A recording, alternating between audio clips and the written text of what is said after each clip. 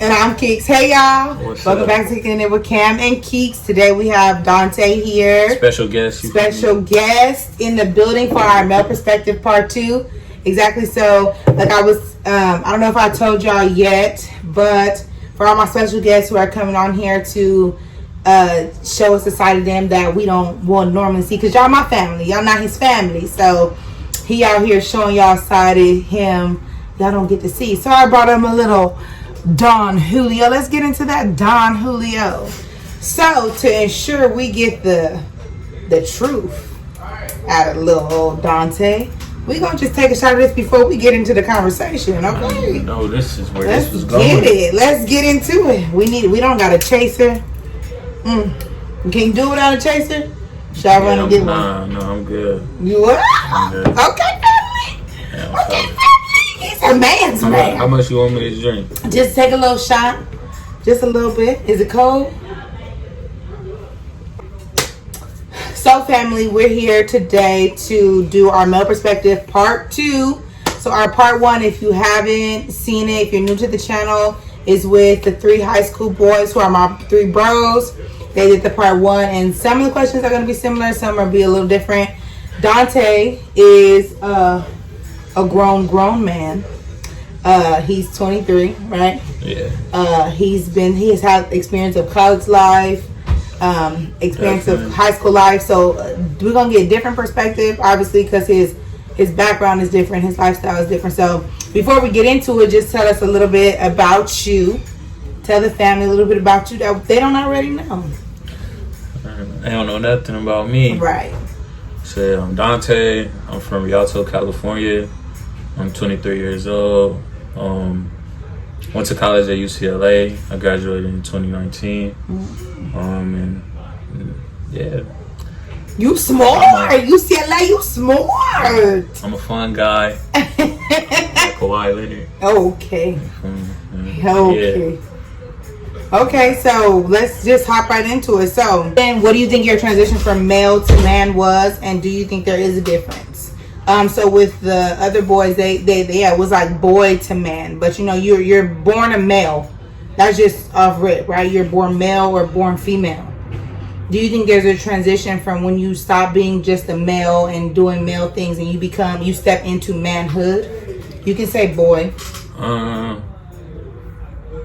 I guess I wouldn't put it with male to man, because I don't know, it just gets into phenotypes and stuff to me. But just boy to man, of course, there's a huge difference. I mean, it's just everything, just pretty much being able to support yourself, possibly support your family depending on your circumstances.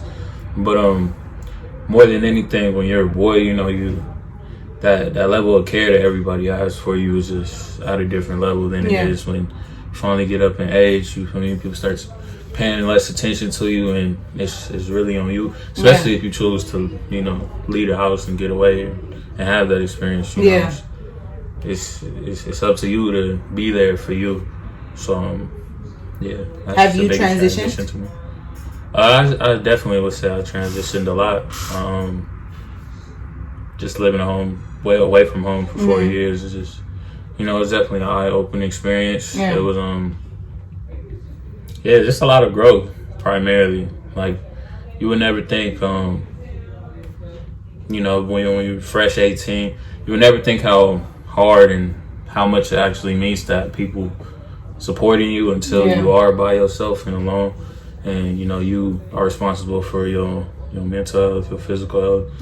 You know, and your overall well-being. And I think that's... Do you think there was a defining point? Like, so you say you have transitioned and you described to us what that transition looks like. Do you think there's a defining point of when you can remember you stepped out of boyhood into manhood? Like towards the end of my sophomore year and my junior year, where I felt like I was just doing more to support myself while I was away from home and not necessarily depending on my parents as much or whatever. So okay, so if I'm hearing you right, it's being able to support yourself mentally, physically, and emotionally. Right. That's what it's okay. What do you think your strengths is? Because you're in a relationship actually with Cam, y'all. He dates Cam. Anyway. So what do you think the strengths are that you would bring as a man into a household that are critical, like from only men can bring this? Not only men, obviously we're, women can do everything and anything, but what do you think is a critical strength that you bring as a man into a household, into the household that you will one day lead? I think more than anything, I think I've grown accustomed to kind of just holding things down and never getting too high or too low in the face of adversity, kind of. You just got grown accustomed to holding things. Yeah, just getting into it. It's just I feel like the biggest part of life and what it really means to, survive out here is to pretty much survive in the face of adversity, survive through, things that could be traumatic to you, to survive through things that you could just find really difficult, and things that can make you feel like there's nowhere where you could turn, kind of, in a sense. Yeah. And just the biggest part of, or one of the biggest lessons I just learned in life is, perseverance. Like, you just always gotta pretty much keep going. As bad as something may get, it's on you to, if you're gonna sink or swim in this world, like, and it's really just on you to, keep going. Right. Yeah. Okay, so going on that, so especially in the times that we're in right now, where Black Lives Matter and especially Black men lives are being compromised every day. How do you manage stress?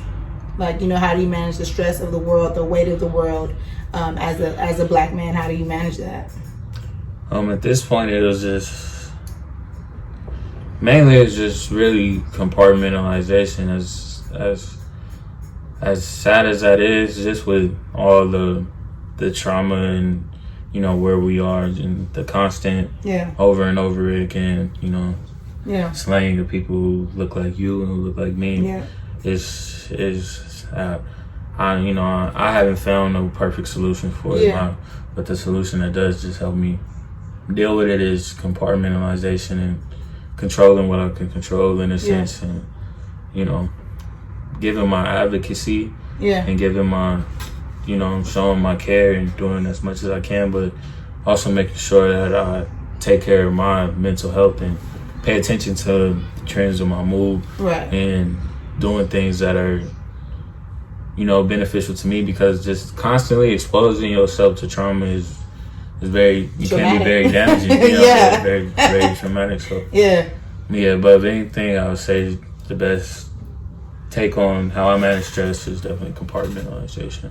Okay, and so this is how you manage it, but what's some advice you can give on your counterparts, not just Black women but women in general, on how they can help men manage stress if they can? What would be some tips and advice on how we can aid y'all, you know what I'm saying, and the stress that you guys deal with, even if it's just like, oh, my husband came home from work and he had a stressful day. For you personally, what does that look like? I think stress is very individual, so it's hard for me to say something that women can do to help a man manage his stress. But above anything, just giving somebody time. Somebody might, we expect a lot of things out of each other and our significant others. And just in life, we have constant expectations. So I was just, more than anything, I would just say it's kind of about being thoughtful, in a sense, and just, being considerate. So to kind of, while we're keeping it deep, and then we're gonna go a little lighter in the version, but while we're keeping it deep, what is one, if you're willing to tell the family, what is one pain that is significant in your life that has shaped you in your manhood, or even has shaped you from your boyhood, that is still with you in your manhood, if that makes sense? A pain that's significant in my life. It's probably the fact that my mother and father weren't gonna eventually be together, and just seeing their relationship and the struggles in their relationship bleed out. As a kid growing up and seeing how it affected us. just watching it, yeah, I would say that was definitely a major thing in my life that took me a while to just process.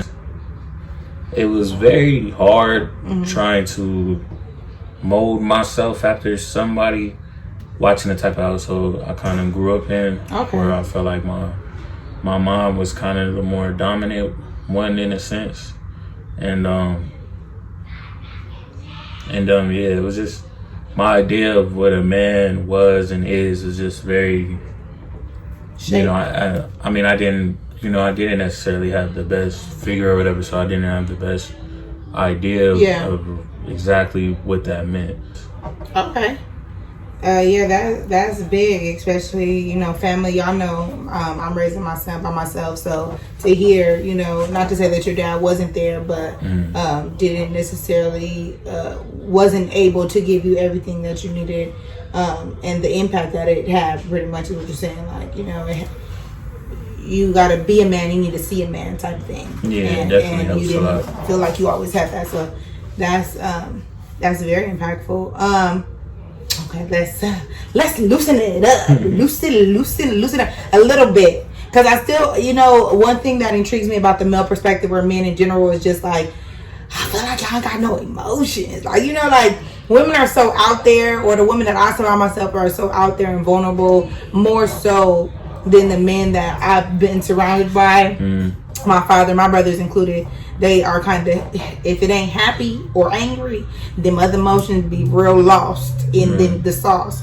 So I do want to ask you that, like, are you uncomfortable? Does any emotion that you can, like, you know, put your finger on and put a name on make you uncomfortable? Like, you know, as a man, like, what emotion definitely makes you uncomfortable and why? Definitely, I think, I mean, we're socialized to not be sad, you know what I mean? So, of course, expressing sadness or expressing, you know, difficulty or some form of pain is definitely a feeling of being uncomfortable there. Okay, now talk to my female. Now hold on, ladies. He got a girl, so he just gonna talk to y'all from the male perspective, but don't come from my brother, y'all. Look. Cam, I told y'all, she ain't too far. She ain't never too far. But okay, so obviously you have a woman, so we have an idea of the type of woman that you want. But for the family who don't know Cam, for the family that doesn't know, or maybe Cam isn't all that you know necessarily have on your list, we're not gonna go there. But what type of woman? What type of woman did you want? What type of woman, the qualities, the characteristics of a woman were you looking for when you was putting in applications? You know what I'm saying? Who did you put applications in? Was it the outgoing woman? Was it the quiet woman? Tell us. Woman that's, I guess, equally yoked with me. I guess that means kind of somebody who aligns with me spiritually and mentally, in a sense, and even physically. Just, you know, has set certain goals of what they want those three things in life to look like for themselves. I guess her empathy, kind of, her sense of understanding for, you know, the people she loves and the people that she doesn't even know. Just definitely have a big understanding for my children in the way that they feel, you know, and just, I think it's like the top three for me. Do you think that has changed? Well, I'm sure it has changed, but do you kind of remember when you were a boy looking for women, what those characteristics were then? Like, do you think there's been a drastic change in what you look for then versus now? Yeah, it's been a huge change. The old me, you know, things are just more shallow, I guess, you know. I guess kind of growing up, I used to think like, damn, I figure I can do everything financially, you know, hold everything down. As I matured as a man, though, you know, I understood that that's not the kind of woman that I would really like, or I think best suits me. You know, I think definitely just having an equal idea of what we want to get out of our lives is key. Yeah. Okay, so we need some insight. We need some insight, me and the family, on why men cheat. We need you to give us all the secrets, because not to say that women don't cheat. You know, I'm not on here to say that, but men do cheat, right? I can speak from a different version of myself, or just a past version of myself, or just you know, a person who has been in a past relationship and who has made the mistake of cheating. Right. And it's just, more than anything, I would say, you know, some people cheat because they're unhappy. Some people cheat because they have something that they don't want to let go. But dudes cheat just because they bored, like, and it's available. Like, I think just in our society, we haven't been socialized to be the best people in relationships. We want everything quick. Yeah. We don't really have the self-discipline and self-control that, like, is warranted for a long-standing monogamous relationship. But yeah, and I think those things definitely go both ways, not just men, not just women, but both of us, you know. So what are some insights you can give women about the perspective of men that could help healthy relationships, like to help us more suitable to your needs? You know, what is some insider perspective you can give just women in general, not just about you, but, you know, knowing you and your boys and what you guys want, and you knowing how women are at this stage in your life? What is some insight you can give women? Above anything, maintaining honesty. I feel like once you let just a little bit of dishonesty or mistrust into your situation or your relationship, it just opens up the door for a lot more distrust, and you know, really learn to love yourself and know when to take that step back. Yeah, I've only been in 2 relationships, and in my prior relationship, I was for sure scared of commitment. Yeah, I just felt I had a strong feeling that it was just, you know, something out here that I was missing, in a sense, like out here. But, you know, when it comes to finding somebody that's really gonna hold you down, it's really not worth losing that for what's out here, in my opinion. So, for the fishes in the seas. Okay, and so also, sorry family, I know I'm reading off my laptop because I don't got these questions in my head. Maybe I need to get like Oprah and put them on it. Anyways, this is the biggest lesson you learned from a woman about a woman. The biggest lesson I learned from a woman.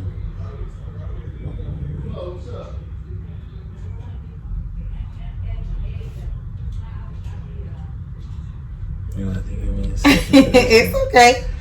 We are wise. You know, in the Bible, wisdom is called she. Nothing's guaranteed, and we all have breaking points. Like, you can identify a woman with a certain characteristic and kind of just think that she is that. Yeah. Or that she, you know, she ain't never gonna leave you alone because you feel like you just got some type of hold on her, or some type of just. You better preach to the family. You know, some type of, you know, just some connection to your mother, that you just extra special to her and all that shit. Like, nah, like, everybody got a breaking point. You can only do so much to somebody without them eventually, you know, choosing, hopefully, to go ahead and just take care of themselves. Yeah. And, you know, and just me personally, I think that was a huge lesson I learned just from the old me. I'd like to know your top 3 celebrity crushes. That's going to give us an idea of the type of Okay, so the last question before we say goodbye to the family is, since you are in a relationship, and we're going to assume it's the last one, maybe it is, maybe it won't, only God knows, do you feel like the relationship you're in, your woman is the one? Yeah, I do. And what differentiates you knowing she's the one now versus your other relationship, right? Because you've only ever been in one other one. Mm-hmm. But what lets you know that this one is the one versus your other ones? It just feels right, I guess. It's a lot. Definitely, to sum it up, it's just like, even when there is disagreement and misunderstanding, it doesn't feel like that's gonna break us in a sense. Like it just feels like it's another stepping stone on a journey. And I could definitely say in my last relationship I felt more like I was moving by myself in a sense. Yeah. In my current relationship I feel like we always move more as a unit, and I'm constantly considering her in my decision making, in my life plans, and Bubba just feels right. All right, so family, let's thank Dante for coming out and spending some time with us. We appreciate you. We thank you. We love you. Thank y'all for tuning into the Male Perspective Part 2. Stay tuned for who I got visiting for Part 3. Go like, comment, and subscribe. Bye, family.